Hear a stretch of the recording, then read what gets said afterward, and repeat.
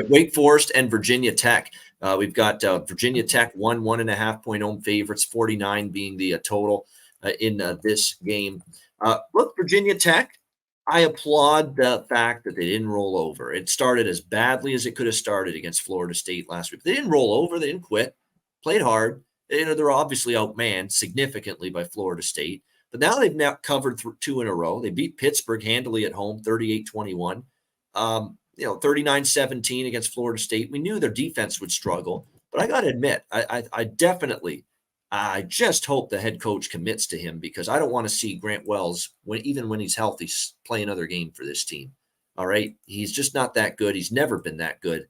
And yet somehow there's this infatuation with him starting at quarterback here for this team. But he's been out due to injury lately. And even when he gets healthy, I don't want to see them go back to Grant Wells. I've seen enough from Kyron Drones here, the new starting quarterback for Virginia Tech, where he's given them some life. He's got a decent enough arm. As far as 4 touchdowns, 1 interception, unlike sometimes with Wells where he makes bad decisions. You're not getting that with Drones. He can run the football as well. I'd keep him at quarterback, because it sparked this Virginia Tech offense a little bit.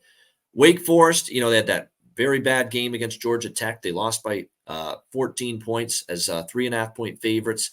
Clemson, though, down to the wire. Great defensive effort, but not enough from the offense. They fall short, losing 17-12 to Clemson. This offense just ain't the same without Sam Hartman. Mitch Griffiths ain't it. He hasn't been great on the year. 59% completions, lots of interceptions. He's got 6 interceptions on the year. He does have 9 touchdowns, but that's not a great ratio. He's making a few too many mistakes. You got to worry. Wake Forest empties the tank. Left it all out there last week. Anyone that watched that game was a physical, tough, defensive-minded, low-scoring game. Wake leaves it all out there, and now they got to try to bounce back after a disheartening loss. Now their second loss in a row, and play on the road at Virginia Tech. Not an easy spot. The money's come in on Virginia Tech, and I understand why. What do you think here, C-Man?